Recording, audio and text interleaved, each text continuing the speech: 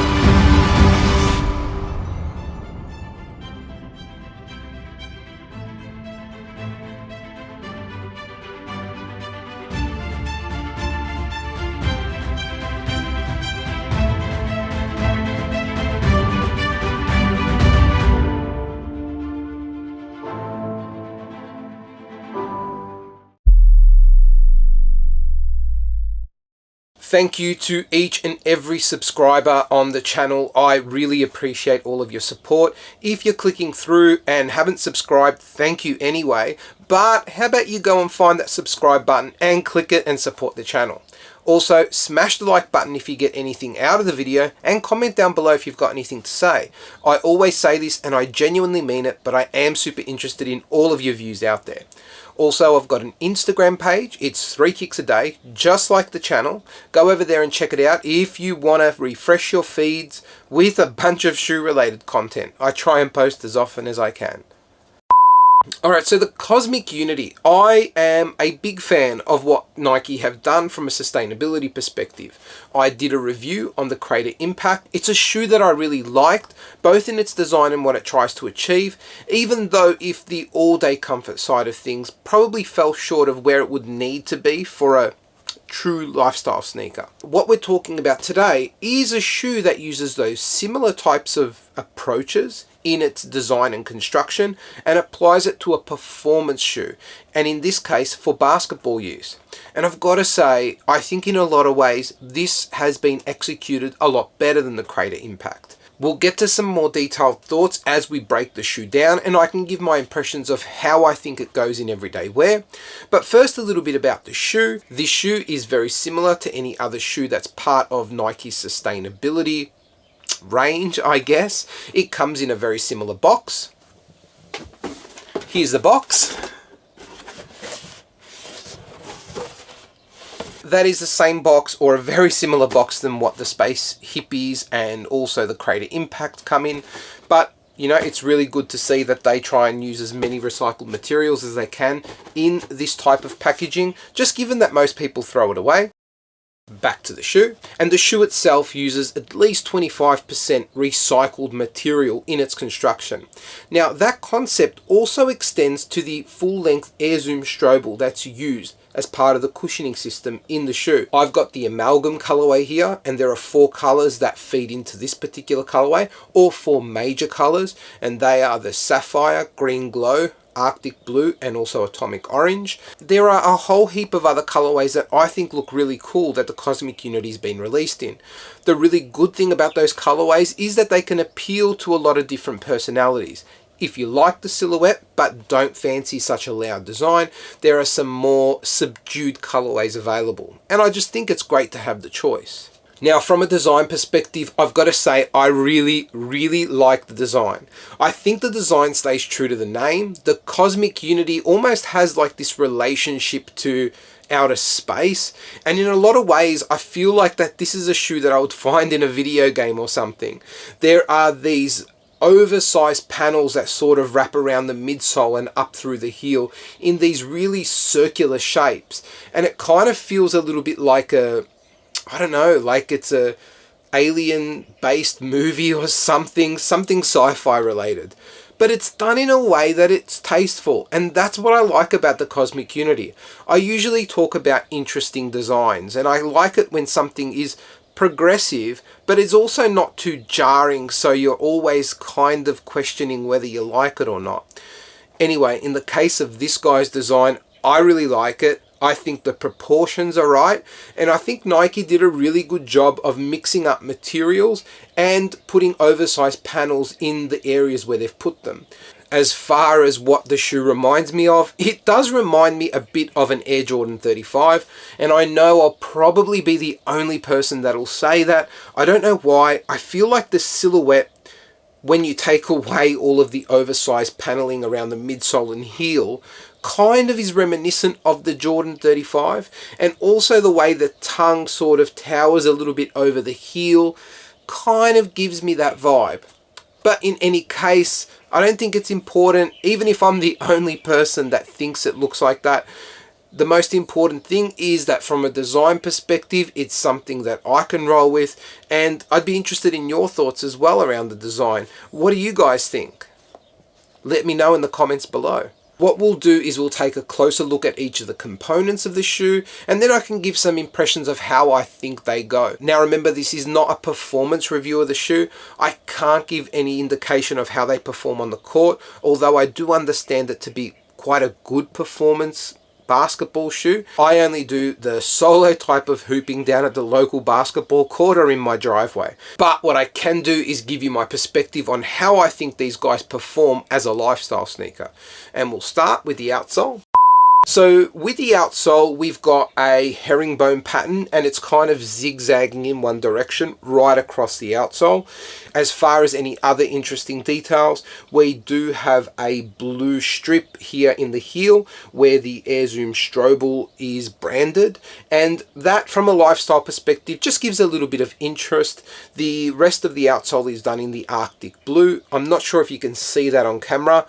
Hopefully if I take some decent B-roll, you'll be able to see it. I've usually said from a lifestyle perspective, all I'm really looking for is something that can grip the surface I'm walking on. So I've got a pretty low base in terms of expectations, and this is fine. Like, it's comfortable, and I think it does everything that you would need it to do from a lifestyle perspective. I think it would be heaps durable, and it does really what it's meant to do. Moving into the midsole and the cushioning setup, and I guess from an aesthetic perspective, what we've got is this massive oversized green glow overlay that wraps right around the whole midsole. You can see both lateral and medial sides, and you've also got like these cutaways, these circles that show some of that sapphire textile type of material underneath.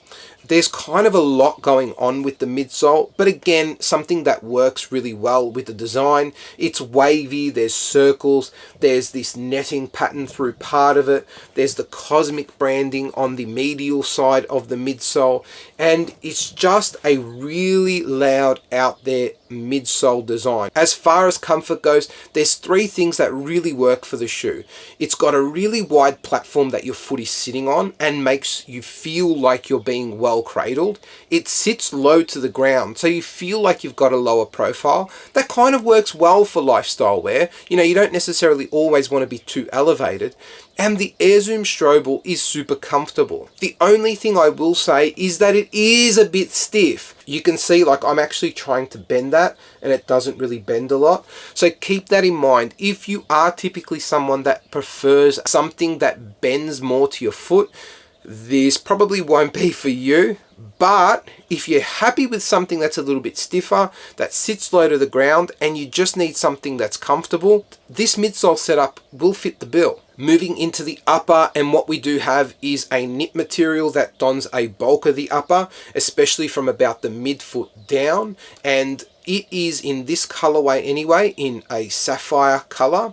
It is quite thick though. So again, probably the same principles that I mentioned on the midsole. If you're used to having an upper that is super flexible and moves with your foot, this won't give you that feeling straight out of the box. I don't think I've broken it into the point where it's done that, if in fact it does it at all, but it doesn't give me any issues. And it actually feels quite structured on foot. It doesn't feel flimsy, but it is comfortable, and I think that's what's important to me. If you are wearing this in hot conditions for longer periods of time, there might be a little circulation issue just given the thickness of the material. But if there's anyone watching this video who is using this in warmer climates and not having that issue, please let us know in the comments below and set it straight. Now for the rest of the upper, we do have a little bit going on. We've got that oversized heel counter that works really well in giving your ankle a lot of support. And while that's something that's important for basketball players, I found that it was something I really appreciated while I was walking. My foot felt secure AF. I'm not going to swear, but it felt so secure walking around, and I really like that feeling, especially given that it's a mid. It takes advantage of that. And because it's such a rigid type of heel design, there was no issue sliding my foot in and out. You know, sometimes you have those mids that you kind of need to really yank up because there's no real structure around the heel. You ain't going to get that issue here. There is a heap of structure in this heel. So really all you need to do is kind of pull the tongue forward, slide your foot in, and you're set to go. But what we do have around the heel collar area is a interesting type of pattern in this Arctic blue, and it's got these sort of like wavy sort of lines.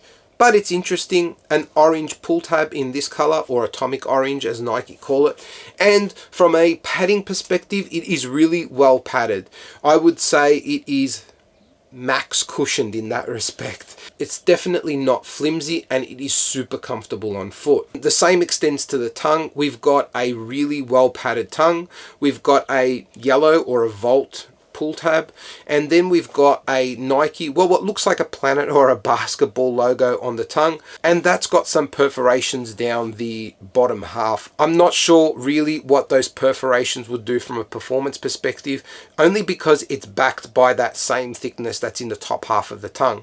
But as far as lifestyle purposes go, it is really comfortable. Then for the lacing setup, we've got some atomic orange textile that goes around the eye stay, and then we've got a purple lace with some colored specks throughout. And I've got to say, the whole package on foot feels really comfortable, feels really stable, and it feels like it's something that I could spend a large amount of time in. I think it's a basketball shoe that is absolutely fit for lifestyle duties, and I think to confirm that, or you guys can make up your mind, what we'll do is take a look at what they are like on feet.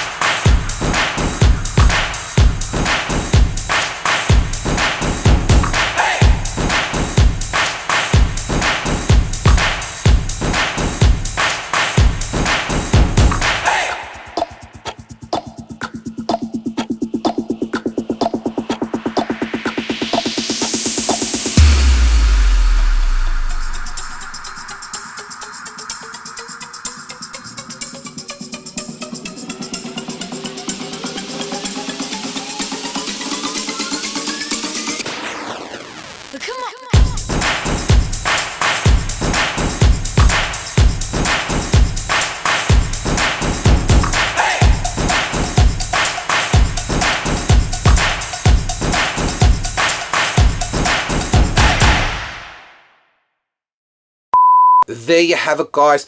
That's my thoughts on the Nike Cosmic Unity. I'd be really interested to hear your thoughts on what you think about them, if you have them, or if you're considering buying a pair. If you've got any questions, let me know in the comments below. Until the next video, laters.